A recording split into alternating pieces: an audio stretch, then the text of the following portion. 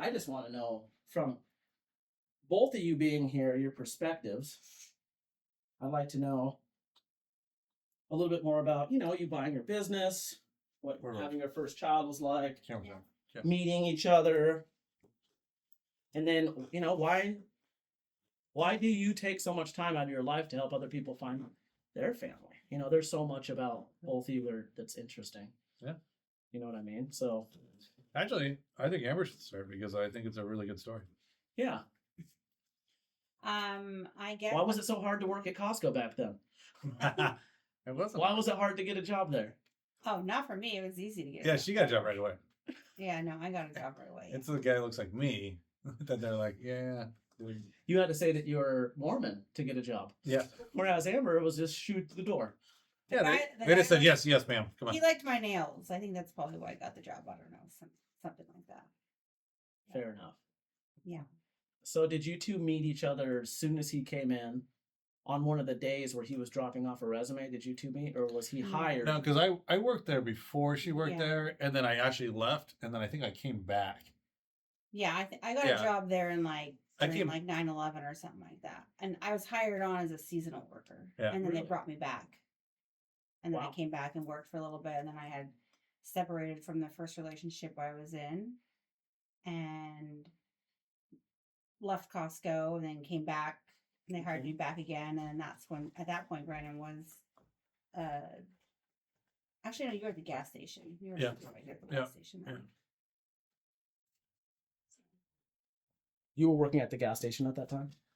Yeah, I at that point, the only place I could go to move up was the worst job ever, which go out to the gas station when it was brand new. Like, I'm talking right off the ground, just built gas station. So really, so I went there, and I don't want to talk for Amber too much, but anyways, I went there, and she was there, and part of the thing is when you first get hired on, you kind of have to start at the bottom, like normal jobs. And Amber pushed a lot of carts and helped box groceries and things of that nature. And yeah. Anyways, I was just pushing those carts, and he was a supervisor at the gas station, so he would walk by, and I'm just sweating, looking at this guy who's good looking, and I'm like, oh my god, I just felt out of place, I guess, out of sorts. So you fell in love with the cart girl. Classic golf course story, but this is Costco edition. Very Costco. Very Costco. That's awesome. Yeah. Yeah. So yeah, and then we just kind of worked its way through. So gas lot superintendent at Costco. That's right. To meeting your future wife. I can't remember. Did we didn't? Well, wait a second. Was I on the front end before we started? No, you were gas station, and then you moved into the front end. Yeah. And then we were front end meaning what? The front end of Costco, like the register. The register. Okay. Ringing up customers, all that stuff, and then we worked side by side, and then we got to know each other that way. Awesome. And then I started doing her schedule. Okay. Did she ever box while you were checking things out? I never checked anything because he was supervisor. Oh, you already okay. I'm the guy up there that looks dumb that wears a vest. Yeah, wears a little weird vest and goes, "Ooh, you're good, you're not good, whatever." All right, sounds good. But yeah, I mean, we definitely had some, conversational moments during the day at some points. But I think it was pretty quickly that I started doing the scheduling. Yeah. And then I would just get. So the weird thing about Costco is like you don't get guaranteed days off unless you've been there so long that. Okay. Yeah, but I'd always write her schedule so she could have whatever days off she wants. Sometimes it would be weekends. Sometimes it's just consecutive because a lot of times it's not consecutive. They just do. It's whatever you fit in, and it's based off of full time or part time. So it's kind of a you get in where you fit in kind of deal on our stuff. So fair enough. So. Was there anyone ever saying, "Oh, Brendan's favoring Amber because they're an item now"? Was there any of that? It was a secret. You can't. Oh, so you weren't gallifanting around Costco together. We get fired. You were just super secret squirrel. People knew, like the people that we were friends with, but no fraternization, huh? Oh, zero. Why? Is Costco still like that? Yeah. Well, if you're in the same department. Yeah, same department. Yeah. That's fair. That's fair. Yeah, and if we were like at the equal level, then we could do that. But if we're not the equal, we can't do it. Okay. If we came to them and said, hey, here's a situation up front, then they would move us to a position that would make more sense for that to work, right? Why didn't you disclose your relationship to HR with Amber? I don't know. I mean, there isn't like a big reason, I don't think. Well, no, that was because before you and I got together, or actually, no, the beginning of our relationship, I had gotten another job. I had worked in Arizona as a Hooters girl. Okay. And so when Hooters opened in Tacoma, I got a second job. So I was working at Costco and Hooters. And then Did you know that? I did not know that. Did they call you as soon as they opened? They're like, "Hey." No, I applied because yeah, speed dial. They're like, all Hooters girls in Washington. We're just going down the list. In between my seasonal work at Costco, she's like, "Yeah, I'm in." I went back to Arizona and got a job at Hooters because I was living with my sister because that original relationship I was in failed, and so came back to Washington and got my job back at Costco. They hired me on, and then when Hooters opened, I took that job as well. So when we kind of started, our relationship took off, I just picked up that job. And then when I found out I was pregnant, it just made sense for me to depart from Costco and continue my second job at Hooters. Yeah, fair enough. Were you pregnant The whole serving time. at Hooters? Yeah. You got tipped better, didn't you? No. No? No, unfortunately not. That's weird. Pregnant women, that's like the most, Well, that's the most ironically, common kink, actually. the women actually tip the least. You think that the women would tip more because they sympathize that you're pregnant and you're on your feet, but actually the women did not tip very well. Oh, I'm saying that I think women being pregnant, like the most common kink for men, statistically, is like a pregnant woman. No, because from what I've read, because they came there to see butts and boobs, not pregnant bellies. Yeah. So it's all round. She had a little extra hump, you know. The other girls had 2, she had 3. You would think that would qualify for something a little bit better, but you know, we're here now. So that's why I left Costco. I could have moved departments, but at that point, it just made sense for me just to continue my job outside of the warehouse. And were people finding out slowly more and more and more? Well, at that point, I would just say, you know what? All the talk about me and Amber being, because I got called in the office. I don't think you did you? I got called in the office on multiple occasions saying, hey, we heard that you guys are together and that's against our policy. And I would just say, no, we're not. And it kind of gets to that weird world where they're really going to have some sort of proof, right? Mm-hmm. And with me saying no, I mean, if you want to come follow me home and do that, that would be odd, but you could do that. And it didn't happen. So, so when she left, after she left, it was like, oh no, we just started dating. Okay. So how long was it before, after she left and continued, were you in you're still in your first trimester working at Hooters, mm-hmm. and he was still working at Costco? How long was it before you told Amber, hey, I actually am going to listen to Dad and buy the company? Was it shortly after, 6 months? Were you at Costco a whole year after she quit? I don't really know that answer. I think Rocco was either just born or right before he was born. Yeah, we had the child. Yeah. And I was still working there, and our son's name was Rocco. Yeah, he's great. And but I don't, maybe. I can't remember the exact time frame. Okay. But it was after Rocco was born when the company was purchased. Things there. No worries. Okay. And that seemed like a real. How did you feel as, you're going through life, and every now and then your father-in-law would offer his company we weren't married. to Brandon. Oh, you weren't married yet? No. Okay. No, because I had just gotten out of a marriage or dissolving a marriage when our relationship started. Yeah. So I didn't want to turn around and jump into another marriage just because we had conceived a child. Mm-hmm. That wasn't a part of and honestly, our plan and what I wanted. We agreed that we weren't really trying to get married. Like, it wasn't like this idea of like marriage was the end goal. It really wasn't. Yeah. And honestly, you're going to take care of your responsibilities. Yeah, of course. We're living but you're still getting to know each other. We just built a house. Yeah. I mean, it's a whole thing. We conceived within 6 months of us dating in a relationship, so we were getting to know each other. What was it like moving in with one another? Natural. Yeah, I think it was good. Yeah. Okay. Yeah, we both had lived with other people. Yeah, we were before, literally left so- other people to move in together. Okay. So And how did your parents take this whole? not good. How did your family take this? My family was not really so much in the picture Okay. necessarily, so I didn't really have to get any okays from anybody. This was a massive risk, you leaving the only foundation that you've been really investing in. You've had years at this company to buy your father's construction company. Were you behind on that? It wasn't decision as the whole fast time? as we're talking right now. Like Yeah. this is like you know,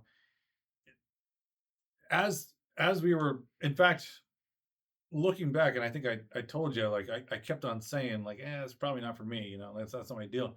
I really was trying to just kind of have a normal life. And when I say normal, I'm talking about just like A my 9 own, to 5 work for someone. yeah, my own deal, my own life, my own thing. You know, me and Amber got together. We just had a child. Things were fairly good. You know, I mean, it was a kind of a shocker for a lot of people that we were having a child so young. But honestly, looking to today's standards, it is young. But if we went to the 70s or 80s, it's not that young, right? No, not at all. So, but we had, I don't know, my parents were pretty shocked in a way that, you know, they probably could have handled it a little bit better. Okay. Looking enough. back, You agree with that, Amber? Yeah. you got to remember They they might didn't, have some regrets, huh? no, they don't have any. But that's actually besides the point. But Yeah. at the end of the day, you know, Amber was fairly new to being my girlfriend, and so when we have a meeting, I think they had only met me maybe once or twice before we told them I was pregnant. So that was a real shock to them. Yeah, absolutely. It was an understandable shock. Yeah. Really? Yeah, I mean, So put yourself in their shoes. If that were to if happen to that was you, my how would- kid, I would probably be shocked and Yeah, feel yeah. the same way. I would be too. Okay, fair enough. That's really cool. Yeah, That's really mature of you guys. I'm not sure Yeah. exactly what transpired, but you're like, we get it. it wasn't like a big fight or anything. I mean, it hurt in the moment as an individual, as a couple. It sucked Yeah. not having their acceptance right away or their blessing right away. Yeah. But Oh, okay. now that we're parents and we have boys, so if our children came home, But I will we would be shocked. let you know that, yeah, I wasn't looking for their blessing at all, in any shape or form. I really wasn't, and I definitely Amber wasn't either. We were hoping that they would be happy, but if they weren't, it wasn't going to change everything. I will say I'm a little bit more sensitive to that world, but what are you going to do, you know? Right.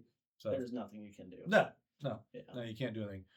And you know, Amber was young, just like me, and getting put into this situation is kind of hard for her and me, right? What brought you up to Washington from the Hooters in Arizona? Well, Tell them. well, no, actually, what brought me up or brought me to Washington was when I was in high school in California. I had met my high school boyfriend, and he wanted to join the military. We were dating 11 months, and we decided to get married, so I can go with him. Were you in Fort Lewis? Yep, that was his first duty station. What'd you think of Fort Lewis? It was depressing. It was depressing. Rainy. Everyone tells me the same thing about Fort Coming Lewis. from sunny Arizona and California, moving up here, it was just, I mean, it was beautiful, it was green, but it was depressing.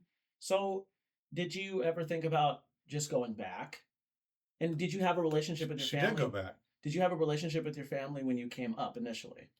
I mean, yeah, I still maintain that relationship, but no, I mean, I was trying to create a new life for myself here. So That's fair. I wasn't trying to go back. I stuck out an unfortunate, terrible marriage Yeah. I was in. Yeah.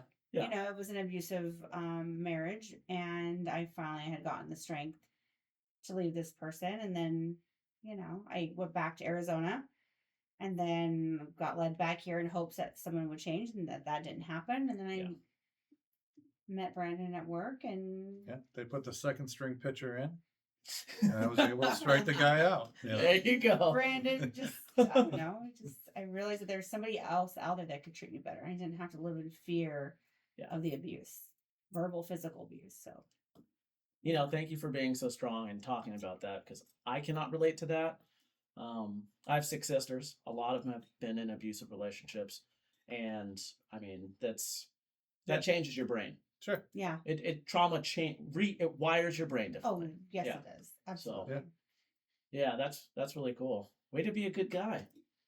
I was not a good guy, but And you made mistakes, but not yeah. those ones. Yeah. She was great. It was fine. Yeah, everything kind of worked out. I mean, it's kind of weird against all odds, honestly. Like her life growing up, doing everything she's done versus mine, it's kind of weird. I mean, was your family business owners? What did your parents do? wow. Oh my God. How different are you two? That's a good question, right? I think the extremists, like you can't get more. Like Well, I think we're the same, Yeah. but we're like how she was brought up versus how I was brought up. And the environments are very, and I don't know how much she wants to get into this, and I'll leave it up to her. But they're the highest extremes that you can So get. you polar opposites. Yeah. Opposites of the spectrum. And I'm yeah, really you would never place us together ever. Ever. If you wrote my life down on a piece of paper and wrote her life down on a piece of paper, you would say these people do not match, connect, or have anything in common. So Amber, what you're telling me is after high school, you didn't go down to Utah to go on ski trips with your friends. It wasn't a ski trip. I lived at the mountain. No. That was my life. Yeah. It wasn't a trip, bro. That was my I life. didn't trip there. I lived there. Yeah. Were you surprised with your attraction to Brandon, with him being so foreign to your life and how you grew up? No, not necessarily Because because he's a handsome guy, that makes sense. But I mean I wasn't surprised about my attraction to him. I've grown up in a biracial family, and so I was attracted to all races, and so to be attracted to someone, blondish, blue-eyed boy wasn't abnormal for me. I've dated all kinds of nationalities. It wasn't a surprise. I just didn't know anything about his past or his history. So, I mean, yeah, that was a bit of a surprise that he had somewhat of a normal family. yeah, I guess. I don't know if I'm explaining that correctly, but no, that makes sense. I mean, I know a good-looking man when I see one, There you go. and he was hot, and I went after He's still him. hot. He's one of the more attractive Anglo-Saxon men that hang out with me. So Yeah. just so you know. And in fact, I actually The pursued. what? Anglo-Saxon. I don't even know what that is. I'm like, I don't know what the fuck that is. Oh my God. Yeah. Okay.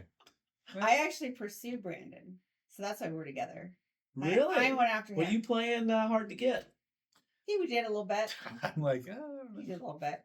Can you? What was that like? What do you mean? How did he play hard to get? He would. Well, no, he was easy to get, but then very quick to disregard He was hard to lock down. for a second, and then I was like, "Wait a minute here! Nobody does that to me. Like, You don't make sense. I do that. she actually said that to me. I did at work. She literally said those exact words. No, in front of me, in my face. Who the fuck you think you are? Pretty You much. don't ghost me. I know. That's how I took it. What I but said was, I said, so was this a one-time thing, or what are we doing here? Because my ego was like, nobody does that to me. Like, I control the situation. So we don't have a camera on your face because we requested that, and I graciously and happily acquiesced to your request. But just so everyone knows, you have a gorgeous wife. She is beautiful. She is. She's also. I agree. She has a very strong preference. Yeah. And she right now prefers the back of her head, and that's fine. I like it. Yes. Most people. I sometimes do as well. recognize. Most people. Okay. You are gorgeous. Okay. I know. We can edit. And at that 37 years old, you look this good. I couldn't imagine you 10 years ago. Damn. Good job. So I get it. So your ego was not allowing him to just gallivant away from his latest conquest. You said, motherfucker, please.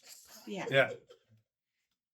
And then after that, I mean, actually, I don't even. Well, pretty soon we're going to be 22 years together on the 15th of November. Congratulations. Yeah. That's awesome. So we pretty much were together ever since.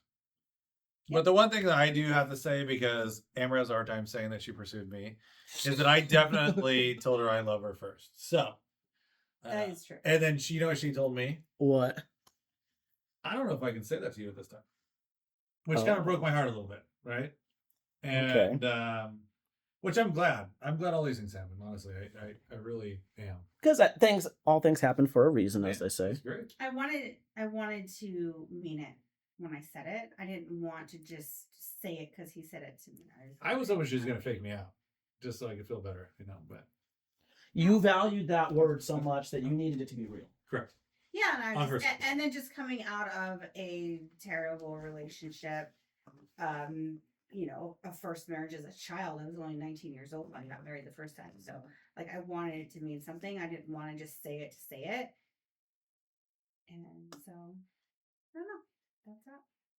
Because you wanted to mean it this time. You hadn't been in a serious relationship at this point, have you?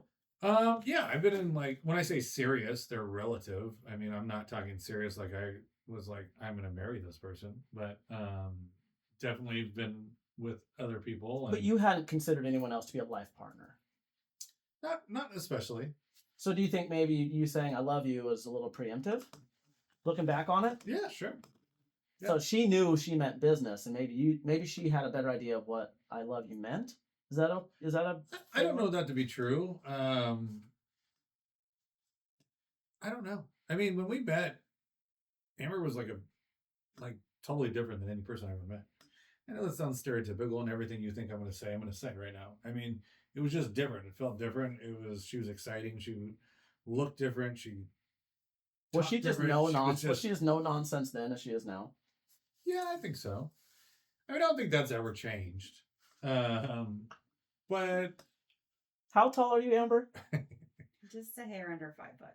Okay. Yeah. Yes. So yeah, I mean, she was definitely like that, but I mean, she's a very giving person in the sense that she's definitely the first person that like would consistently cook all the time, like just for me.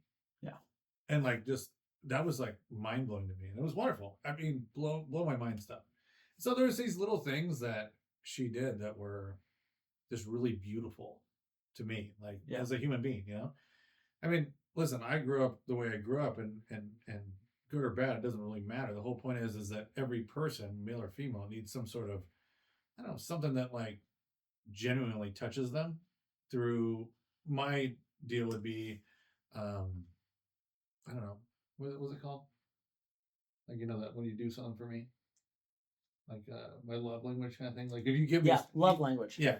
So like if you're doing, I think you love affirmation. I do love affirmation, but I do, if you do something for me, like like I don't ask you or something like that, I love that. That makes me feel good because that makes me think that, oh, you thought about me. Yeah. And what she consistently does is, and she still does it to this day for everybody in our family, is she'll cook different things.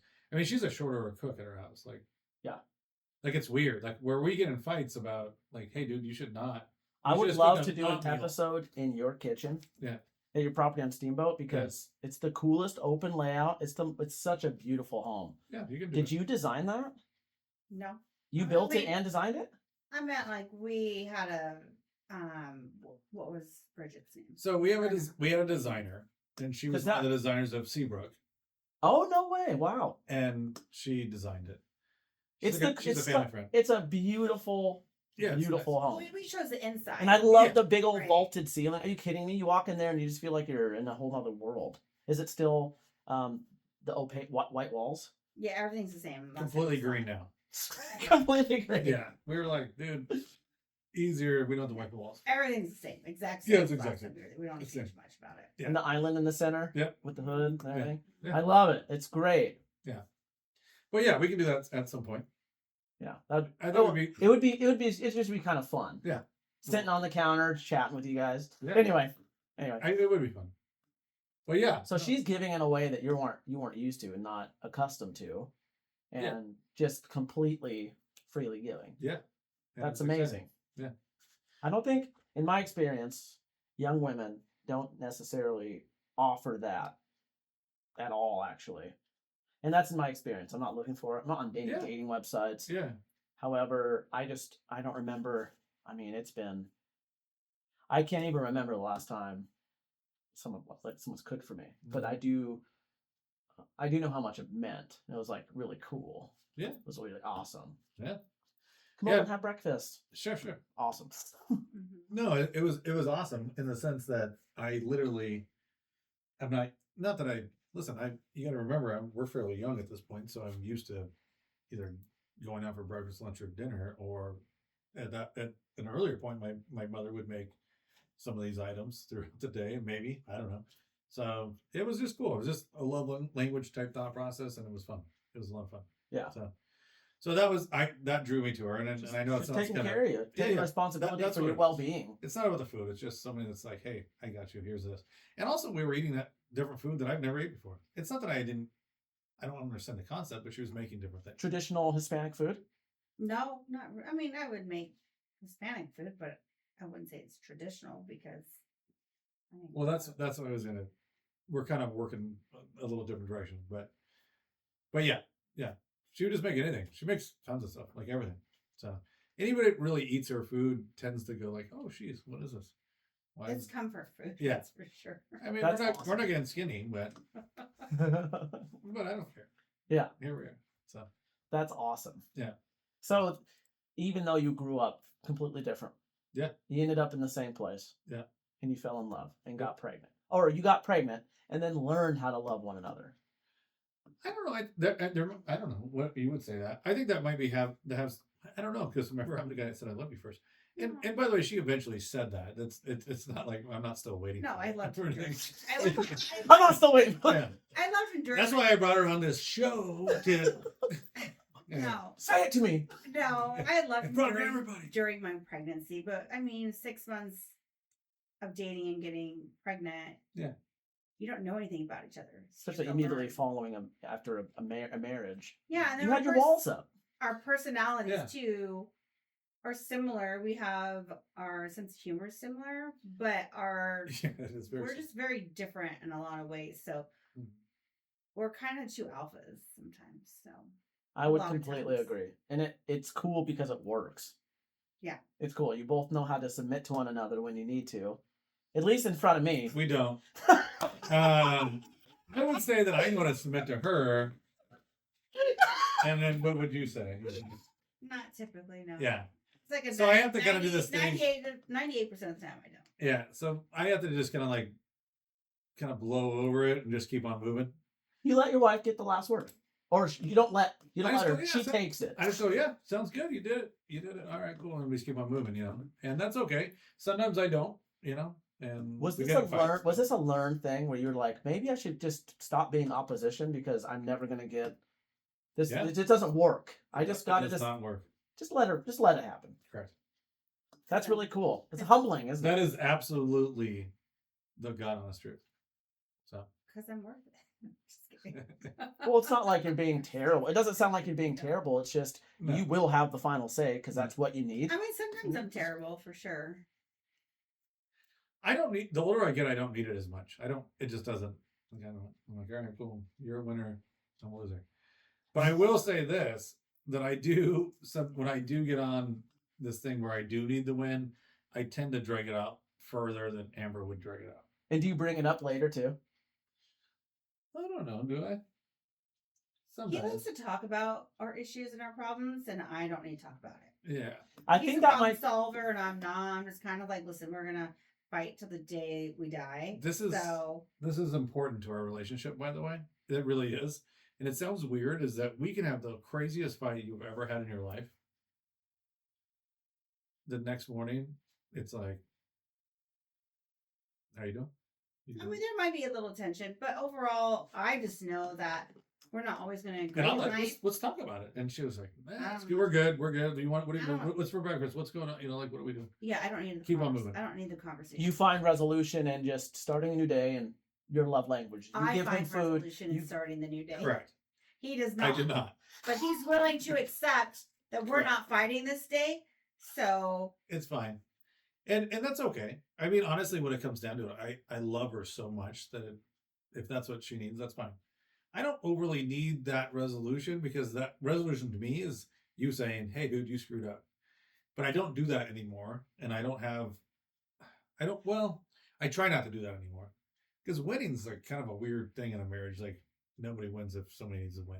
So I'm learning from you because I've never been married and I have not found any success in my personal relationships in that. And I'm not. It's not like I'm going through the gauntlet, just failure after failure after failure. The few times I've really invested a lot into them, it just didn't work out. And what's sad is I haven't been able to maintain any friendships with these women in the past. And I'm in therapy and I'm working through things and trying to figure out, if I really am the problem, and I'm willing to admit that. I'm willing to accept that there's just a lot of things that I need to reevaluate because I haven't found a lot of success in my romantic relationships at all, actually. Don't you think it's weird that people, and you just brought this up, that go to therapy to figure out if there's a problem? I mean, I get told that.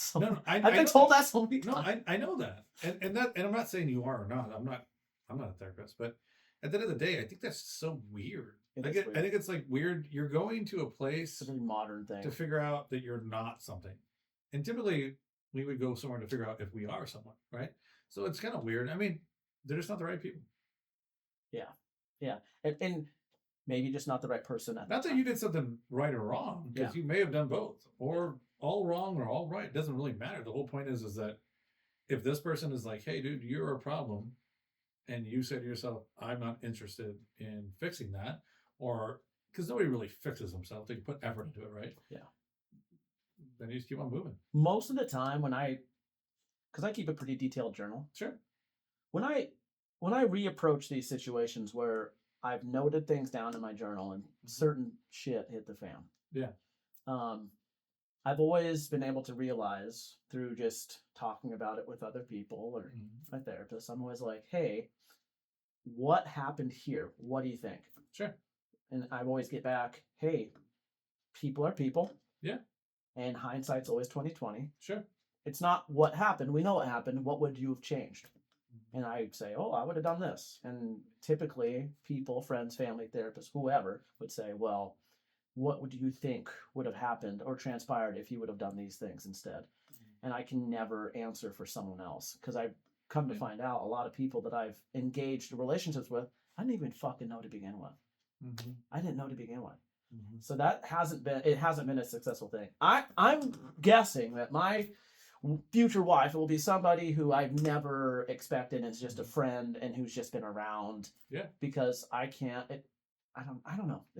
There's just so much that's changing in my life now especially since 2020. I just for the life of me can't imagine me ever finding. Who's your biggest role model in love? And I'm talking from a male standpoint.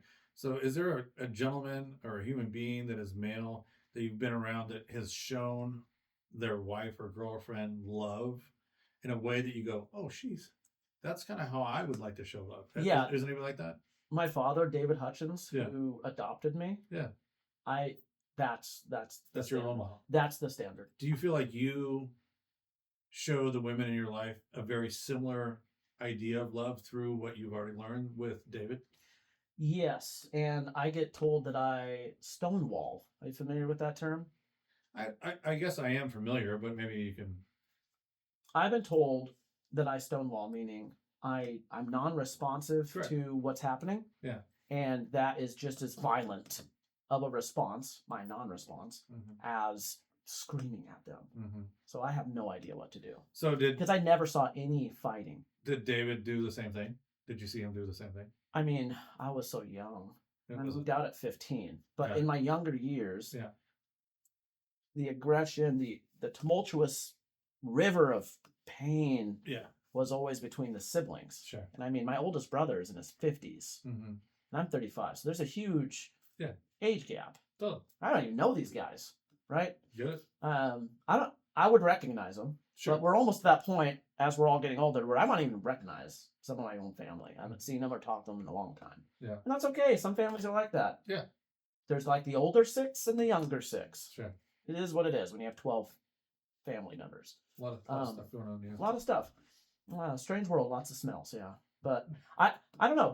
I never saw my parents fight. I know that there was a lot of hardship. I know that there's a lot of things, but I was so young. I was a toddler when a lot of things were happening. I had great parents. Sure. They taught me a love of reading and writing and studying and learning. And nature. Sure. I would go out with my pen and paper, go into the woods, and just write and read my Bible. And when I heard no more yelling from the house, I'd go back inside. Where's the rice and taba ramen? Where's the hot dogs? Let's go. Yeah. Hot dogs and mac and cheese. Right? How did you grow up? What was your home life like? Oh gosh, rough. Where did you grow up? Arizona or California? Well, I'm from California originally, and then I left when I was 9 to move to Arizona. We're in California. All over. I was born in Los Angeles, so Southern California. Moved Okay. around a lot from Long Beach to Riverside. Just a bunch of little towns in between and stuff. My parents lived a fast lifestyle. The fast life. What do you mean by that? On the streets. Okay. They had their recreational activities that they like to do. Okay. And so my sister and I were constantly on the go. And then I never knew that. And then my mom passed away when I was 4. And so my dad that raised my sister and I took us in and raised us with his own family. Because my father And your stepdad's black, right? Yeah. Yeah. I knew about this. So my dad that raised me is the only dad I've ever known growing up. And he had a wife and a family, but took to the streets with my mom and my sister. How old was your mom when she passed? If you don't mind me asking. She was 35. She was. I'm 35. Mm-hmm. Wow. Yeah, from cancer, breast cancer. So she passed, and then I'm sorry about that. But... Oh, it's okay. I was so little, I don't really have a lot of memories of her. But so my dad took my sister and I in under his wing and brought us home to his wife and his children, and he continued to have more children with which his is wife. crazy, right? That is. And my dad was in and out of prison most of our lives, and so my stepmom was forced to raise 7 children. So I have 5 step siblings and 1 half sister. Wow. And so we moved to Arizona when I was 9, and I lived with that family until I was about 13, because my sister got pregnant at 15. Did you grow up in Tempe or Phoenix? Marana. In Marana, okay. Mm-hmm. Tucson. Tucson. Right outside Tucson. Mm-hmm. Okay. Because I remember when I was down in Scottsdale driving around Harleys, you told me you were in Arizona, and I was Mhm. like, yeah, where you at? I got lost. Oh yeah. Yeah. A pretty scary neighborhood in Phoenix. Sure. Lots of those. What a bars. Yeah. So anyhow, I don't even know where I'm going with this, but I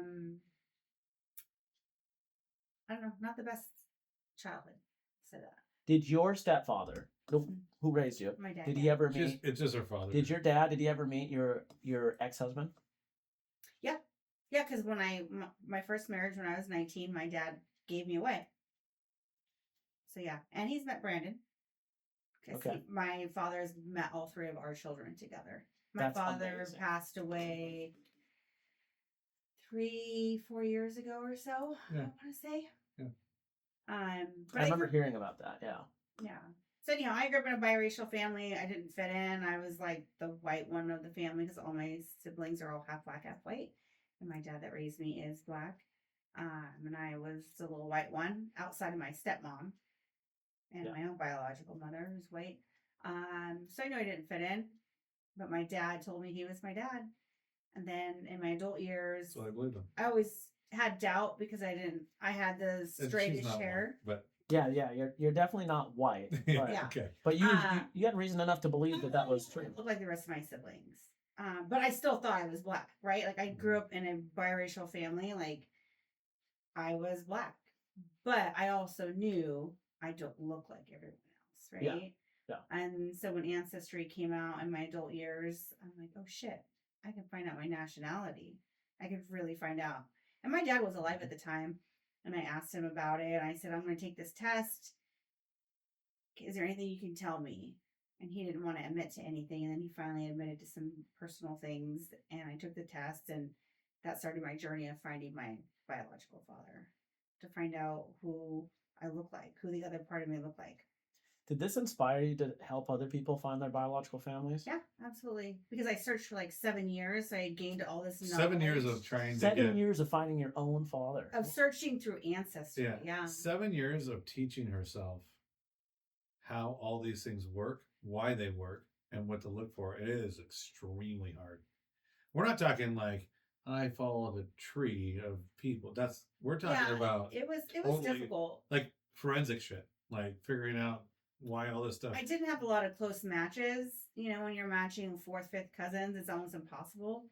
So I would get frustrated, give it a break, and then I'd go back at it, and then I would get frustrated, and then at some point I gave up, and then 23andMe came out, and then I took the 23andMe test and found more matches, closer matches. And within that, I was able to find my actual biological father. Well, let's pause on that real quick. you have a young lady that decided at one point that I'm going to find my father out of thin air that I don't even know is not my father or is my father. And I'm going to do this item, and then I'm going to teach myself how to do this item that is fairly unteachable without a teacher, because there is no teacher. Yeah. And then I'm going to spend 7 years to find this gentleman. And then I found him. Yeah, that's huge. That's pretty nuts. And then with my knowledge, I'm going to help other people. She's Me being one of these people. 150 people. Yeah. So after You've I helped did 150 people find their all families. over the United States and other countries, Yeah. Philippines, Canada, Africa. She doesn't help them. There's more than that. That's just how many people she's found their parents. Wow. So after I found my That's fucking father, nuts, dude. That's fucking nuts. Yeah. after I found my father, Thank you and so like, much, by the way. No, of course. Come here, give me a hug. Thank you so much. Oh man. She's like, I'm not moving from this spot. No. Anyhow, found my biological father, met him, my kids met him, Brandon met him, and then he passed away during COVID in Mexico. And so instead of being sad, I was like, you know what? I have this set of skills. I want to help other people. Was this And in 2020 she- or Liam 2021 Neeson that he did. passed away? I mean, it was like in the midst of COVID. Okay. I can't remember what year it was. Yeah. It might have been in 2021 because that's when we talked about it. I'm not sure. We met up at our Oh, local watering hole. Yeah. Yeah, probably. Mhm. So anyhow, I just thought, you know what? I'm not going to be depressed and sad about it. I'm going to just help other people because I needed closure as a child and as an adult. So why not give to other people? And I do it for free, and I don't. She does it for $0. Yeah. That's like my only gripe. And not that I don't. Not that I. Holy crap. Yeah. Like where I'm like, hey, maybe a couple bucks because you're spending a couple 100 hours into this thing. Maybe we can. Thousands of hours. Yeah. Thousands. No, each person. Yeah. That is a skill set that, I mean, and what's funny is too, me being someone who's been able to benefit from your skill set, I would have never done that by myself. Mhm. I could remain completely disassociated from having any real emotional or anything that's stopping me Sure. as a grown man. Because a lot of questions that I have, I desire to be answered, but I don't want to invest the needed emotional investment. Yeah. And that's really what it was. And I wasn't ready to admit it back then. Remember how apprehensive I was about it? Mhm. You actually convinced me to help me. I was such a little asshole about it. I was like, oh, I don't know. Like, I feel like I was being an asshole about it, but I didn't want to tell you that I was scared. Well, that's your right to be Yeah, an no, asshole. yeah. I think this is your life, so feel free to be an asshole about it. It's I know, uncomfortable. but I just had no idea. I just didn't have any idea. And then, oh man, yeah, there's a lot actually. And Alfield called me today and we were chatting about it. And then because he knows who his dad is. They're not. I don't know if they're super close or not. Mhm. But months ago he's asked me about my father, about Cheryl, but he passed away. Yeah. You know that. Yeah. And Annie passed away when I was on the boat. Mhm. So I never got to meet them, but at least I got to connect. I got to see a picture. I got to know his name. Yeah. And I got to hear his voice. So that was really something. And Lewis, my brother on my dad's Are you side. still in contact with Yeah, him? we chat every now and then. And then what about the other cousin that came down and met you at Buzz's? Yeah. Yes. He's a third cousin. Something like that. I can't remember. Third or what he fourth was, but cousin. Yeah. Huge guy. Yeah. 6'8". Yeah. Oh wow. Massive. Mhm. Yeah. He's a big black dude. Yeah. He was hilarious. He looked at me and goes, "Oh, I know you don't have my dad." We're joking because Yeah. Anyway, he was on my dad's side, right? Yes, He's on my dad's side. Yeah. I believe so. Yeah. Yeah.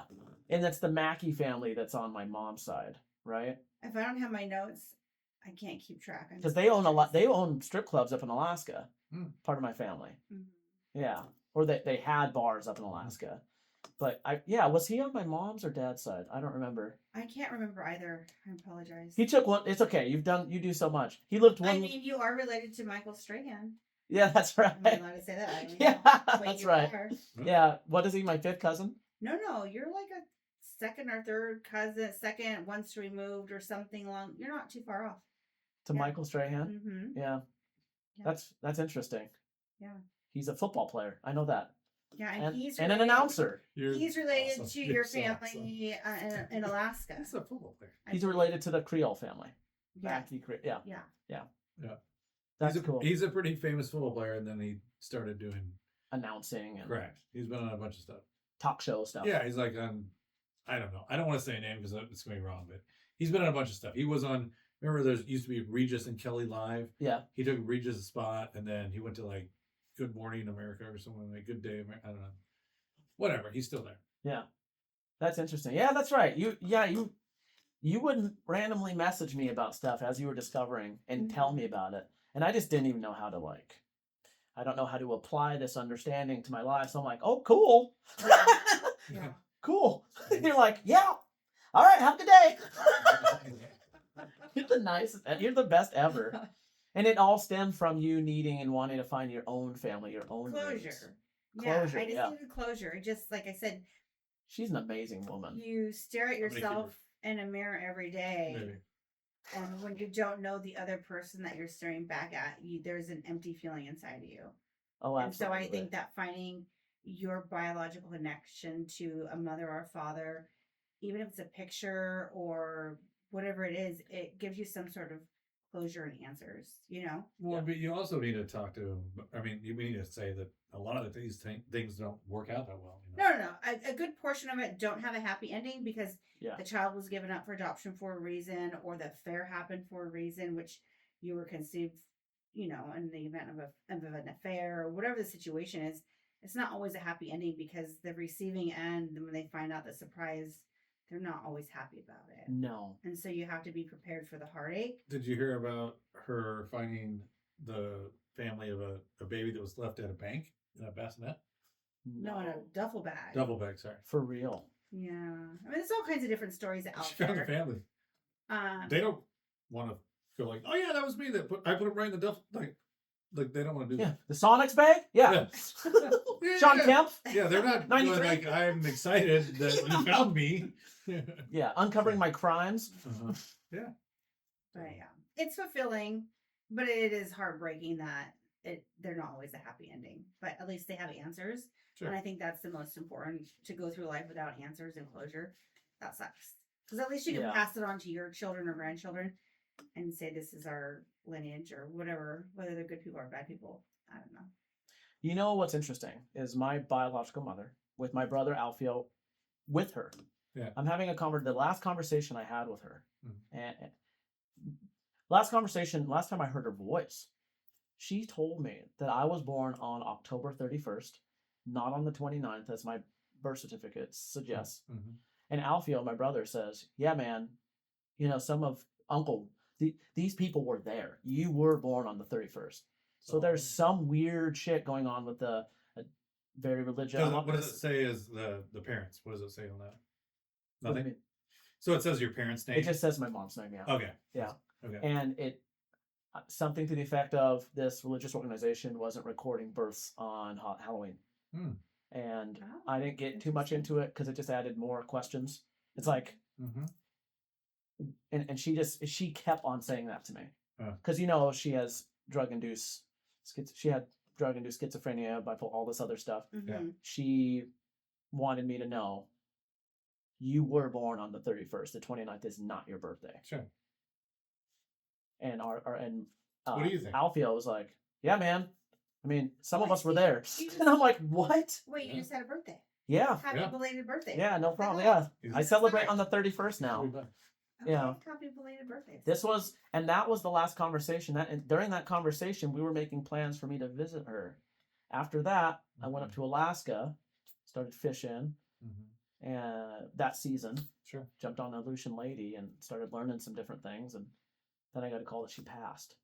Isn't that wild? Where is she at? She was in Texas. Yeah. All right. She was in Austin. Okay. Yeah. You should go down and see her grave, maybe. Yeah. I need to get some more details about what's going on Sure. about that. Pretty easy So for me to say that. Yeah. Well, Hey, dude, yeah. you should go down there and see her grave. Well, yeah. Well, no offense taken, but it's, Yeah. there's a lot that's not being said, and I don't know my biological family, so Sure. I'm not going to investigate or even bring any of that up Sure. because I have no idea how to approach that because Completely I've understand. never done it before. Yeah. Right. Yeah. I've been very fortunate. I haven't experienced a lot of loss in my life, but I haven't really experienced a whole lot of things that I would consider my own that I could even lose. Sure. So it's been an interesting journey so far. Sure. So how did you grow up, and what was it like meeting her father and meeting her biological father? Did you ever meet her biological father? Yeah. Yeah. I did. In fact, I was the one that was like, we got to get on a plane right now. Was he in Vegas? No. He lived in Long Beach. Yeah. Okay. And then drove over to Phoenix because we were in Phoenix for a high school reunion. And I had taken the ancestry test, obviously, right? And I was matching with this particular family line to 23andMe, and I found a potential aunt. Yeah. And so I met her in Phoenix. She took the test, and it came back that she was my aunt. So there was only really one possible brother out of her 12 siblings that was living in Long Beach at the time. And they were pretty open. And so she called the brother and said, hey, I think you have a daughter. You need to come here. And so he drove from Long Beach to Phoenix, and Brandon went out and bought the 23andMe test at Walgreens while I sat there with We kind of did it secretly. It wasn't secretly, but it was like, oh, hey, yeah, no, cool. I'll go get a test real quick as they're visiting. And he took it right there. I drove down the street and I was like, dude, because I didn't know if we had another chance. He tried to pawn me off on his brother. Yeah. Well, my brother was visiting from Mexico at the time. And Brandon's like, they're fully from Mexico, like still live there, kind of, but back and forth, kind of did. So anyhow, he met him. He was there. Where in Mexico, if you don't mind me asking? Chihuahua. Mm-hmm. Okay, so from Long Beach to Chihuahua. Yeah. Mm-hmm. Yeah. Is that central, way northern? You know, you're asking the wrong person. I don't know much about Mexico. That's fair enough. Me neither. I think it's like upper middle. Upper middle. Yeah. Okay. I don't know. Anyway. So he was there when I met my biological father, and the first hug, the first interaction. He didn't speak English, but he lived in Long Beach for like 30-something years. He speaks English. I think it was. But he was feeling vulnerable. Yeah. Was he crying? Was it very emotional? The ironic part is that he was with his wife when he conceived me. So he cheated on his wife to conceive me with my mother. Yeah. And my mother, like I said, they're still married. Lived a fast life on the streets, if you know what I'm saying. Yeah. So he had to bring his wife to Phoenix to meet this potential daughter that he cheated on her with. So she wasn't happy. So the wife put a happy face on in front of me, but in all reality, they were fighting the whole way. Oh, no. On the drive. Okay. You could tell that, or did he reveal that to you? No, it was revealed to the relatives and it through him seemed at some point. fairly decent at the time. That's cool that he was a little reserved, though. He was a little reserved, and that, understandably, dude, totally get it. Yeah. But was he surprised or not surprised? He said he was a heavy drinker back then. Doesn't really remember my mom. Doesn't remember the situation. Yeah. And then the wife wouldn't allow him to continue a relationship with me because she was jealous. Correct. So I didn't really get the opportunity to get to know him. Oh. Because she didn't. And then how many months was it before he passed? Oh gosh, maybe. Was it even a year? No, it wasn't even a year. 8 months. Something like that, and then obviously COVID hit, and then he had to go back to Mexico because his wife was sick. Yeah, and they're citizens over there, so then we go out there. But what was even crazier is that we sent him an iPad, and then they would communicate, like just because there's translation stuff. So, anyways, and it was kind of fun, and I felt like you were having a really good time. Mm-hmm. But the other wife, which I'm sure she's the nicest person ever, just we didn't get to see that side of her. Just kind of put a kibosh to that. And that was heartbreaking because But he did come back, and you get acceptance when you meet your biological father, and then you get rejected again. Yeah. Oh, instantly. And then acceptance. And he came back at the end. And then he dies. Yeah. And so it was really hard process. If you don't mind, how's your relationship with his wife now? She's dead. Oh, she passed as well. He moved back to Mexico we because killed her. Oh, stop! Don't say that. I would never do that. I know. Don't say that. I know. During COVID, his wife was really sick, so we didn't. Okay, sorry. I love you. That was inappropriate. I know it was, Was she a pretty terrible person too, though? Not to me. She was nice to my face. Okay. And there was only the one interaction in person. A couple times on the iPad, she was nice. But he moved back to Mexico during COVID because she was sick. Okay. That's why they went back to have support from the family. And then ironically, he died before she did because he had a massive heart attack. And then she died like 4 or 5 months after he died. It wasn't too long, yeah. So I never had a relationship. How old was he? He was older. He was Was he 70 yet? Oh, he was in his 70s. I'm 40. Yeah, he was in his 70s. Okay. Maybe. Yeah, mid 70s. Okay. Yeah.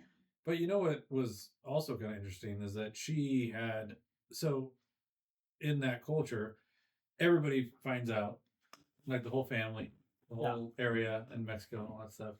And then all of a sudden there's like a group chat with Amber involved in it. But she doesn't speak Spanish. Yeah. So it's like she has to translate it. And it's like a lot. Like it's a lot. I couldn't keep up. Oh, it's like 50 texts a day. I mean, I think he was one of 12 siblings. Yeah. Wow. They were very embracing. Oh, no, they love They were awesome. But I don't have a relationship now with them. I think now that he's passed, I kind of accepted that I found him and that was just a chapter in my life. I don't necessarily need to have constant communication with that family. Sure. They reach out every blue moon and I respond. And I found siblings I didn't know I had. Oh, yeah, I totally forgot. Yeah. She has another sister. I have multiple. I have 2 sisters, 2 brothers. I've met 1 sister. Wow. Mm-hmm. Are they all on the west coast of United States? Same dude, obviously. One's in California, 1 passed away in California, 2 are in Mexico. Okay. So, I mean, it's cool. I have siblings, but I met the 1 sister. Unfortunately, that relationship didn't really pan out, and it's fine. I met her, and it was a nice experience, but my life goes on, and hers does too, so. Yeah. I'm fine with that. Yeah. It's when I started chatting with aunts and uncles and different people, I won't say his name, but I was just told, hey, we don't have much, so yeah, we don't try to. Yeah, we don't have anything. We don't have any room for you. And I'm like, oh well, that's not what I'm after. But it's nice meeting you. Yeah, and we haven't spoke since. I had that too. People were asking me for money. Yeah, and I'm not trying to do that. And then some of the family through text, they would get upset with that particular relative, like, how dare you ask her for money? But because I lived in the States and they're in Mexico, I think they thought that I was financially stable and whatever pictures they could see into my life, thought that I was willing to hand out money. And I'm like, I'm just wanting to get to know my biology. Yeah, this isn't how you want to start any relationship or at all. Mm-hmm. Yeah, totally. So yeah, I don't know. I still have certain. I'm trying to step into this new life of mine with this understanding, the little bit that I have, with extreme caution and just and respect, because I don't know, nor do I have any backlog that gives me any idea of how my blood relatives are. I'm trying my best. I'm working extremely hard to not fuck this up. Yeah. For a lack of better word, I'm trying my absolute best. I don't want to give anyone any false expectation. Sure. I don't want to have any expectations. I don't want to be let down. Mm-hmm. I just want to let things exist and naturally come together. Mm-hmm. Yeah. As unnatural as we were separated, and as unnatural and unique. Yeah. As everything's kind of weird and different, I just don't want to push anything and to the point of breaking. I don't want to scare anybody away. That's what I seem to do with people. Mm-hmm. So it's like, fuck. How do I be myself? But myself doesn't work. How do I attract these people? But do I need to attract them? They're my family, right? But what does that even fucking mean? What does it mean, and why can't you be yourself, right? I mean, that's really, it's actually kind of foolish, because they're probably thinking something's like, as you make that initial contact, they're probably thinking the same thing. Have you ever felt like you didn't belong somewhere, Sure. Brendan? Everywhere. It's not really about, so it's weird because belonging is going to be, so if you have a mother, that's a can of worms. Yeah, if you have a mother and that mother is the one that instills belonging to you. So if you don't have a mother in that application, you're going to have a hard time finding that consensus of I belong, right? Like, maybe I don't fit here, I don't fit here, I don't fit here, I don't fit here. But when you do have a mother, which I do, and she's wonderful and horrible at the exact same time, you're going to feel like you're going to be able to hang with anybody. You're going to be able to sit with anybody. And at some point it becomes your choice if you want to do that or not. And so sometimes feeling not like you belong there, yeah, that's a normal thing everybody in the world feels. but there's a sense where you're like, I got to get out of here. There's a difference. A feeling I don't belong, and I need to get out of this situation. You know? Does that make sense? Yes, I know exactly what you're talking about. Well, I understand what you're talking about. I think that yeah, I had a very biracial family as well. Mm-hmm. Pretty extreme. Black, white, Hispanic, Sure. Native. Tons of stuff. Everything. Big melting pot, the Hutchins clan. Yeah. And my parents tried their very best. And all I saw was love. I was very fortunate. My parents had multiple children before they adopted me, and I was adopted as a baby, right? Yeah. Not everyone was adopted as a baby. So I remember going to school. I was homeschooled preschool and kindergarten. Mm-hmm. And I remember going to school first grade, and a friend of mine looked at me. I remember his name, Cameron Chaputis, and he's like, "Hey, your parents are white." And I was like, "Really? Oh yeah, so are yours." And he goes, "Yeah, but you're black." And I was like, "Okay, yeah, am I? Yeah." And he goes, "Well, all right, bye." Yeah. Totally. Thanks. Yeah. It was really it was funny because as I'm learning this, because we went to Silver Way Baptist Church. Sure. Everyone knew the Hutchins family gets a whole pew to themselves. Yeah. We're kind of loud and cantankerous and keep your daughters away from the Hutchins boys, the older one, blah, blah, blah. Yeah. Like, I existed in these little tiny, safe chambers and places, and going into first grade, first time I went to a public school, and everyone looking at me like, what is this? Like, type of thing. And being at Green Mountain Elementary, being the only black kid in the entire school, in all 6 grades, the only black kid, right? My sister Jessica, she was at Green Mountain Elementary. She went to Clahalia Secondary School. When I came in, she was already in 7th grade, went to the secondary school. So here we are. And I mean, I didn't necessarily notice anything really particular. Sure. Because that's pretty much, that's pretty awesome. It is what it is. But other kids were just very curious. And they didn't hide their curiosity. And it was kind of funny and completely innocent and honest. It wasn't until I moved to Bremerton, Mountain View Middle School, 7th grade. Instead of people noticing my parents are white, I'd actually get the shit kicked out of me for having white parents. Because, if I have white parents, that means I must be wealthy. So let's beat the shit out of them. Got it. No, man. This is a starter jacket that my brother had 5 years ago. Yeah. Passed down, and it's too big. Yeah. Starter jackets were the best. Oh, man. It was interesting. It was an interesting dynamic. I went from the only black kid in school to now there's tons of us here, and I'm not black enough for them, and I'm not white. Yeah. You know where I found my peace? Choir class. Yeah. That's where I found. That's where I felt safe. Choir. Yes. I like that though. Yeah. And that's pretty cool. Did you find your thing, Amber? Were you what did you do? What was your extracurricular activity in high school? How did you get along being the light skinned person in your family? Well, not knowing where you're at or where you're from. Well, it was hard. So like for me, because I grew up with 7 of us, and all 7, except we were all biracial. The 6 were half black, half white. I obviously thought I was half black, but realistically I was half Hispanic. My stepmom was white, but our father is black. And so he wasn't always in the picture. So it was this white woman, my stepmom, we moved to Arizona. It was like a pretty much all white community. So when we moved in there, we were like the black people that moved in. And so we stood out. And I blended in because I was a lighter one. Yeah. And so my siblings got a lot of the harsh comments, the racial comments and stuff like that. But I felt like I was just like them, so it didn't really. I don't know if I'm explaining. All for one for all. Pretty much, right? And so, like, when we would, for instance, like our family, like someone got married and they said no kids, and then I was like, "Is that because we're black? We can't go to the wedding?" And I said that, and then all my siblings started laughing at me because they were like, "You're the white one of the family," Yeah, what do you know about? Or this? like my siblings would actually give me shit because I was like the white one of the family, but I didn't see myself a whole lot different than my siblings. Sometimes I would, right? If it favored towards me, then I would be like, okay, I could feel it, and I was okay with that. Did we turn these cameras on? No, you're good. We're good. I don't even know where I was getting at with what you asked me, so I apologize. No, you're fine. You're rambling on, but you weren't rambling.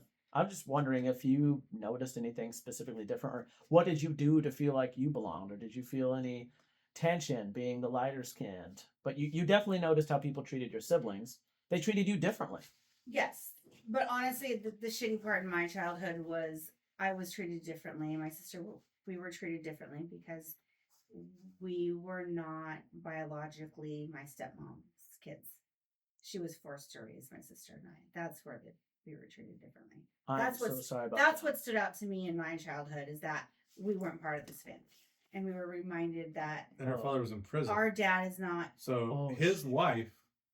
I don't know if we're understanding the concept here. Yeah. His wife that he's married to and has other kids with is now. He said, "You're going to take care of Amber, my children." Yeah.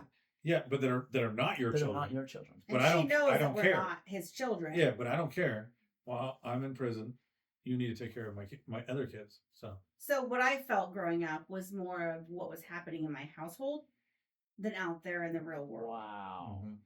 Was the fact that we weren't really part of their family in a sense because our dad's not your dad. And was that ever said to you? oh God, yeah. We were ever since we were little. Our dad's not your dad or my. What was the age difference? What? I mean, it was all back to back. It was literally. Oh really? It was my oldest stepsister is like 3 years older than me. Then my sister's 2.5 years, and my stepbrother's a year and a half older. Then there's a year and a half younger than me, and then a 2 year younger than me. Oh wow. It's 7 siblings back to back. Okay. Because my sister and I weren't biologically my stepmom, so she was just popping out kids in between us and before us, and all okay. that stuff. So, that's anyhow. its own set of But she was wow. 14 years old. So. Anyhow, you moved out at 14. What was that? Did you move out? At 14? Yeah, I was like 13 or 14. Moved out. Where'd you go? That's a long story. Because my sister was pregnant at 15, and so the high school had a daycare. Because in Arizona, teen pregnancy was like the highest of the United States. Is it still like that? I know. I think it's gotten better. Yeah, as I say, I don't know. Okay.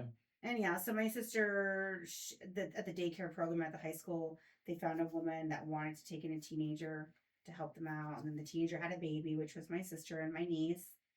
And then it was, oh, she has a little sister she can't leave at home. Will you take all 3 of them in? So this woman took me, my sister, and my niece. That's awesome. Are you still in contact with her? Oh, yeah. She went to the wedding in Tucson. Yeah, we were no just with way. them. That's their cool. daughter, her god sister. Yeah, so she's the grandmother to my kids. Are they amazing people? They're very nice. Yes. They took my sister and I out of that household of abuse. Yeah.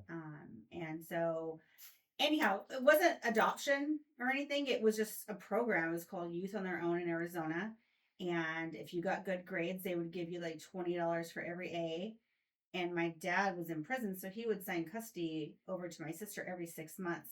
So she was my guardian. Your sister, who's a year older than you. 2.5 years older than me. 2.5 years older. She was my guardian while I grew up in this household. So no one ever really. So when she was 15, having a baby, that was her guardian. Yeah, so no one really adopted me per se. Yeah. Mind blown. But my sister, was my legal guardian up until I think I was like 15 or 16, and then I moved to California to go live with my mom's biological sister. Oh yeah. Yeah. Anyhow, so I just. Did you ever feel like you belonged in any of these, in any of these phases of your life, in any of these chapters of your life? No. Did you have any hobbies? Did you ever feel safe? No, I never felt safe. I had hobbies, although my childhood was terrible, we still played like normal kids. We built forts. We were in 4-H. We rode horses. We had like a mini farm. Like I still had, when the traumas weren't happening and the abuse wasn't happening in my household, we were normal kids. Were things ultimately better when your dad was out of prison and there, present with you? He and was your sister? very rarely there. Okay. Very rarely there. Okay. So my life got better when I became an adult and I met my husband. Yeah. Brandon Thompson. Yeah. And we started a beautiful family. What's interesting is my life got better when I met your husband, Oh. Brandon Thompson. Great success. Yeah. And my life got better when I met everybody. No. No. And I too would like to thank Costco, because without them, you wouldn't have happened. Yeah. He probably wouldn't have been such a cool guy. Well, actually, if you go down the road of her life, to get from A to B. Yeah. And then for her to get to Washington State, from that point to meet me at Costco and to get here, it's a pretty intense, like, this is the greatest parlay bet in the world, right? Like, it just doesn't happen. It doesn't. So we're the There's- opposite side of the crazy. tracks. And when we started this whole recording, we were just complete opposites. Yeah. And our journeys haven't been easy, and mine was really rough, but that was my life's path and journey to bring me where I am today. So Absolutely. And thank you so much for sharing. This is a real honest, transparent. You're being thank you for willing to be vulnerable with us, because this is amazing. And you're so inspiring, and you've helped not just me, but it sounds like hundreds of people. Would you say that Brandon had overbearing parents? I don't think How overbearing, no. But they were present. So that's already opposite of what you had, pretty much. Oh yeah. But you're talking about how your mom was great but terrible at the same time. Was she overbearing in a way? No. My mom was. Honestly, I don't want to get so deep into this conversation. No worries. But what I will say is my mom was always there. Yeah. And was always available to have a conversation. She would always try her best at getting me to be the best person I could be, and definitely put a lot of time into me as a human being, as most mothers do. Well, she did a great job. Yeah, no, she did great. My dad did great. Everybody did great. It just takes a lot of. Not that they raised us any bad or good. That's not what I'm saying. It's just the things that I needed out of life maybe weren't as understandable to everybody. Okay. And now that we have children, I feel like we're a little bit more in tune with how that works. And maybe I'm lying to myself. There's specific needs. Correct. Because not all kids are the same.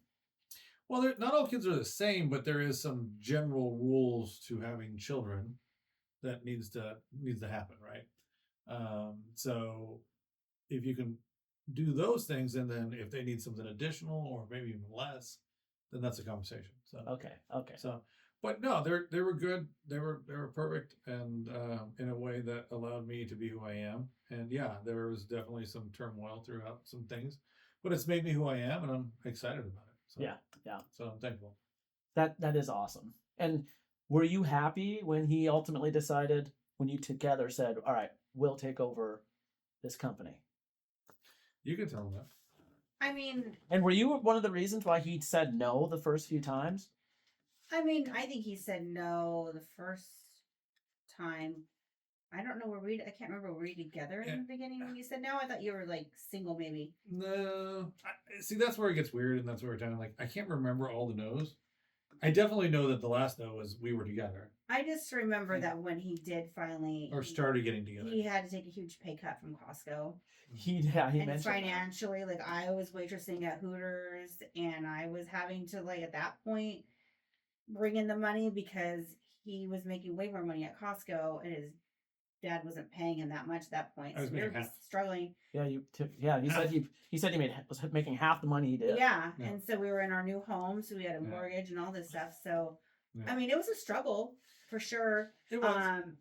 And it was hard in the beginning because he was away from the kids and for a long time.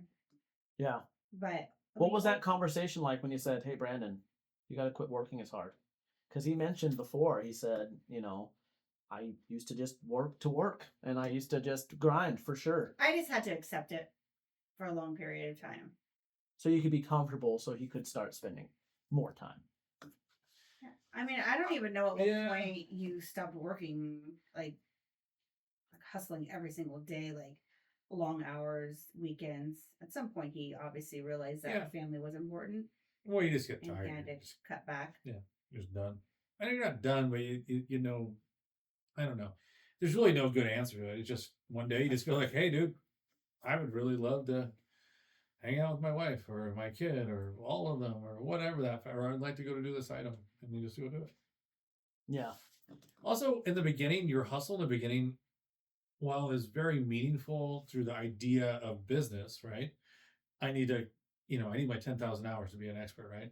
So you work through that, but you start realizing that, geez, dude, if I just have the knowledge base, I don't actually have to work this much, right? Right. So rather than I don't know, you become more brains than bronze, right? Is Yes. really what it is. Because in the beginning, you're only bronze. You're just like, I'm going to go out You're throwing energy at it, blood and sweat, Correct. and thinking that you're being the most efficient. Well, sometimes that works. A lot of times it doesn't. I think people need that, though. That's a great process to go through, because if you don't go through that process, you don't really know how this works. You just can't get there, because you don't have brains, dude. All you have to do is go out there and try, right? Yeah. And try to the point where you're bored of trying. Yeah. Where you have to recreate a try. Does that make sense? That makes sense. You're like, I can only knock on this door so many times, right? Well, it's no longer fun. Yes. It's not new. You're just disciplined and focused on getting better at something. Yeah. You just can keep on getting up and doing it, though, dude. That's the difference. Yeah. So it is what it is. And then you start realizing that, hey, you know what? I don't need to do this much time to make X amount of dollars or X goal or X amount of work. Like, you start going, okay, my brain's telling me this. I'm not trying to pretend like I know something, because I don't. But it starts getting simpler. Things start getting simpler. Yeah. Well, you got to learn. You got to stop. You can't get in there. You can't be in the frenzy all the time. And I definitely was a lot of the beginning. I was definitely out of control. Fucking just needed to make something happen. I don't care what it is. And more than likely, it was for me more than anybody. You've proven yourself to yourself. Yeah, I still freak out. I still go, dude, we need this, or I need to put this. And by the way, that's the progression. Yeah. We never get down to the starting point, but it's like, oh, I can see what's going to happen next. I can kind of feel this, or I look at some numbers and I'm like, these numbers aren't good. I mean, honestly, sometimes they're too good. You're like, oh, too many people owe us money, right? Yeah. Which is great, because that's your cash flow. But at some point, you got to collect it, right? Right. So it's like this even balance of like, how much contracted work do we have versus how much money do we have in the bank versus how much money is coming in as cash flow, right? So you put those three things together and you kind of start getting the ups and downs, and there's going to be a standard. And if you get off that standard, it's either being two things. If all three of them move up, now that's a standard. If one of them moves up and one moves down, now you're in a problem, right? Yeah. So, something's not connecting. Correct. Yeah. Yeah. So I want to ask Amber, because he revealed in the last episode where he's called you a few times and said, hey, we're done. We're going bankrupt. Do you remember the first time that happened? Gosh, I feel like there's been so many different times that's happened. Wait, you're serious right now? So, yeah. I mean, a handful of times for sure. Yeah. But wow, Brandon, no way. I know, I believe you, but I wasn't sure if maybe you were embellishing a little bit. No. So what was that like? Because he attributes his success to your ability to bring him back to focus. I try to encourage him and bring him back to focus, but ultimately I have so much faith in him because I just know who he is. Like, I know if anyone can pull us out of this situation, it's going to be him. And he's done that so many times over the past 22 years, whether it's financial in our business. Yeah, that's fucking awesome. Or it's just in our marriage itself. He pulls us out of the darkness. So I don't know. I just have this confidence in him that I know that we're going to be okay. And if there ever was a point that we're not okay, it would suck. But we do have our family and we have each other and we lived a beautiful life. But I don't really worry too much about that because I've come from nothing in life. You know, I've seen poverty. I've seen the bottom of all things. So no matter where we end up in life, it's never going to be at the bottom. So I don't know. I just have, what do you like to say? Blind faith, right? I just have confidence in him. That's amazing. I don't know. I'm not sure if I'm expressing it. No, you're expressing it perfectly. There have been scary times, absolutely, in business. But we make it through. We do. And yeah, he has the support of me, but ultimately it's him. She hedged her bet, and she made the right decision. Blind faith in your ability to take care of business. And when and he needs you to have that faith and reaffirm his faith in him and what he can do. It's a full circle. It's you, me. And sometimes we get off track. Like I said, we fight. We do normal things like normal people. And honestly, sometimes I hate her. Sometimes she hates me. We definitely are very normal. But like I said before, in the last thing is, I know for sure, like I will bet every dollar I have that Amber is going to be there for me. Like, and I know they sound like words, right? People say words. I'm going to be there for you. No, I'm not. That's not what I'm saying. Like, I'm 100% positive she's coming. You know, like a movie through the fence, full speed, things break open, kind of shit. You know what I'm saying? Like the Kool-Aid Man. Yeah. Hey. I was thinking more like Roadhouse kind of stuff. Oh yeah. Anyways. That's way sexier. Yes. The Kool-Aid Man. I just know that, and that's kind of what keeps us going, because our unique relationship, and it's only unique because it's ours, right? Everybody has a unique relationship. Is fun. Yeah, and it's still normal. It's still normal. Yeah, you know. Well, yeah, we're all humans, so the normal elements of disagreements, of fights, of everything. We fight pretty hard. Like when we fight, though, we're vocal people, so we vocally say whatever we want to say. I think that your willingness to communicate with one another ultimately. Sure. I mean, I've been in relationships, obviously unsuccessful relationships, where it's a lot of it's the failure to communicate, and me trying to communicate is coming across as is so negative that. Just to protect myself and apparently my partner, it's just better to just not say anything at the time, because it doesn't matter what I'm saying. She is dedicated to not understanding me, to the point where what I'm saying is being perceived as completely different. Like, I'll say these words, but she's explaining to me exactly how she feels in the moment, as if that's what I'm saying. And I'm like, there's a huge difference between what you're feeling, which is valid, but what I'm saying are these things. How are you bridging these things together? When do we get in the world where that actually makes, like, these are like things of the world now, right?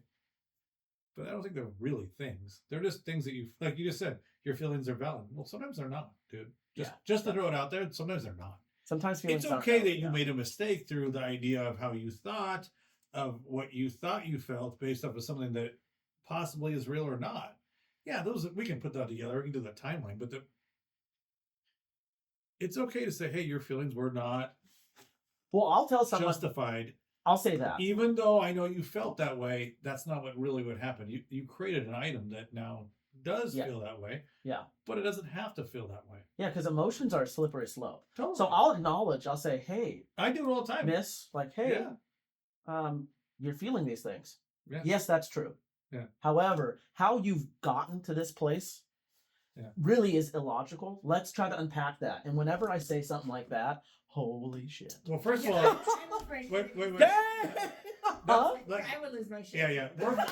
Well, first of all, that's mansplaining some shit that you can't do in the moment. That's a conversation that happens afterwards. That is, because I've tried this in the moment. During doesn't work. It does not. You just kind of go like, "Yeah, no, I get it. You know, it's gonna." Amber even said, "I'd say, fuck you." No, I get it.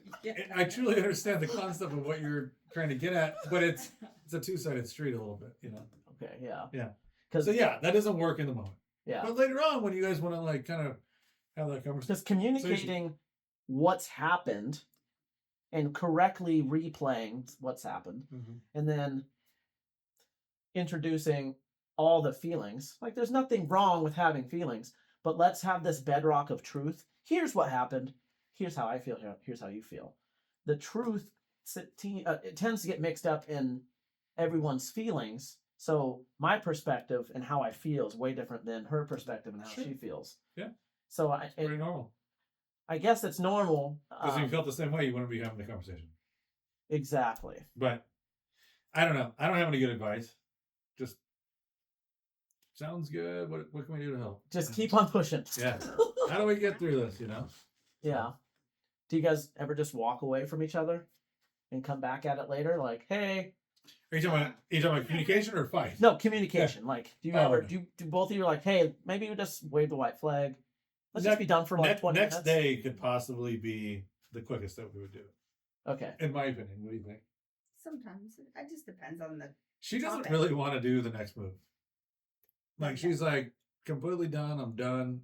We don't need to do this. Yeah. And it maybe there might be some sour grapes a little bit, but it's not to the point where she's like, "Fuck you," or "I'm He's a fucking." talker naturally, and I'm not. Okay. I'm a yeller. Yeah. And so he wants to talk about the problem or whatever situation, and I'm just like, I'm spent. I don't want to talk about it. Like, I'm just like, sometimes I just don't care. Yeah. And I don't really talk about it. But he does. It drives me nuts that he wants to talk about it. I'm like, I don't do it as much as I used listen to, to by this, the way, and I do it because it's a lost cause. Yeah. I just go like, all right, well, fuck it. I mean, the problem is that typically people that want to talk about things are either two people, and I'm both of these people. They either want to be right, or they want to know that other person still loves them, right? So it's one or the other, right? They're either gonna like, I need you to say I'm right, or hey, we're still good, right? You know what I'm saying? And so Reassurance. correct. So you get those two little things put together, and unfortunately, it escalates things. In my opinion, for me personally, for her, she doesn't. I mean, I like to go over moments and say, "Hey, here's what's happened. Yes, it's fleeting. Yeah. But how do we not get there ever again? Because that was terrible." And then I become an asshole. Like, then I'm an asshole. What do you mean? he tries to do that too to me. I do the same thing too. Get over it. We're gonna get there again, so it's gonna happen again. Like it's gonna happen. It's like men are from Mars and women are from Venus. Exactly. Women also, when I say women, I mostly am talking about Amber, because I've only been with her pretty much my whole life. They like to bring up stuff that like is 3 years old. You ever notice that? Like when they're like, you're like, dude, that happened. I don't remember when that happened. That's so weird that you said that. I don't even remember. It was a familiar feeling to them, though, or something. I don't know. I mean, I'm assuming. I don't know. Too many things from the past. But it's kind of weird because I honestly, my memory is really bad. It just is. I don't know why. But I typically. Do you agree his memory's pretty bad? Yes. Yes. I agree. I don't remember. I honestly, I don't know why. It is. It takes a humble person to admit that. Yeah. Or somebody that has. I'll truthfully memory say I have issues. a really good memory, though, because I Yeah. take detailed journals. Yeah. I love writing, and I love detailing my day, and I have like time blocks and scheduling, and hey, at this moment, I'm going to go inside and work out, and then post this, and then this, blah, blah, blah, blah, blah. Mhm. So I love that time of thing. I love like time. It might sound crazy, but I Yeah. love managing my day and getting the most out of my 24 hours. Mhm. It's weird. You're really good I'm at trying to- logistics. You do that same thing, No, don't but you? I'm trying to get the least out of my day. I like to And get the most. He says he's super lazy. Do you agree with him? Am I lazy? Outside of work, yes. I cannot Yes. believe that. No way. Yeah. He goes, I am. He loves his No, he loves his downtime. Yeah, I do. It's like my favorite thing. He goes, I'm required at least a certain amount of sleep to be productive, to operate at the top. And I'm like, okay, that's cool. I'm lazy. I'm like, no, you're not. I am, dude. I am. I don't know if you could say that you knowing yourself and having a healthy work and relaxation schedule. I don't know if you could call yourself lazy because you're so effective in the hours that you I'm work. very efficient. You're very efficient, very effective. 1 hour with you at work is probably a lot of other people's 4 or 5 hours. I don't know that to be true. I don't know. I mean, Brandon, who knows? you're hyper successful, man. Like clearly something's working. You might be lazy compared to some of your friends or whatever, but you Yes. also, when you're in that mode, you get shit I'm done. lazy compared to like not my friend, like Are you comparing yourself to Elon like- Musk? most people. Yeah, Okay. very similar. Okay. Yeah, no. I mean, I'm fine. I'm not embarrassed about it. I really am not even a little bit. So, I mean, it's cool. I enjoy my life. I don't think he could. Do you think lazy is a good name for how he is in his downtime? No. Yeah. Because how effective. Yeah. She's nodding her head, yes. He likes to relax. He likes to chill. I like to watch some documentaries. Yeah. I like to listen to some music, maybe. I don't know. Make He's a not out there cocktail. building a fucking shed or a No. barn. No. Do you want your she shed? No. Fuck no. Did you ever get your garden behind your sliding glass door, by the by? No, right. No garden. I don't even want a garden. No. I You're can't- talking about the raised beds around the corner? Yeah, Yes. no, Yeah. no, never did that. Yeah. You still have those cool Dr. Seuss trees outside in the front? Mhm. Yeah. Those are amazing. What do you call those again? I don't know. I can't remember what they're called. Yeah, I don't The know. coolest, Oh like, yeah, you helped us pick them up. Yeah. yeah. I Yeah, can't moved them remember over what they're there. called. they're the coolest trees ever. Yeah. They're slowly growing, but they're. Yeah. I don't want them to get too big anyway. But They're supposed to get pretty big, and we're nervous about that. So. Yeah. But you haven't been in a while, so No, I haven't. You know what to say. No, I would love to get Rocco and Sure. yeah, I'd love to get your kids on this. By the way, that'd be cool. The thing that you would need to do is get the kids on here without Amber and I, because it's a little bit easier conversation, I think. Yeah. Because they have a really awesome mix of two very different people and worlds. You two grew up so diametrically opposed. Like, I mean, you're so opposites. It's cool. I'd love to see. I mean, I haven't had a serious conversation with Rocco until I wanted him to do a What Is Music series because he has guitar abilities. He's invested a little bit of time in that. And no, it would be really, really cool. Sure. You two are interesting people. I don't know about that, but but yeah. No, but thank you so much. Yeah. This is a great time. Yeah, Did you enjoy yourself, Amber? Yes. Was it how based on what you've seen, and how does this compare to what you were expecting? Your first podcast. I don't know. I guess it's kind of what I was expecting, other than knowing that there's filming going on. That's the part that just throws it off a little bit for me, but I mean, that was easy. Yeah.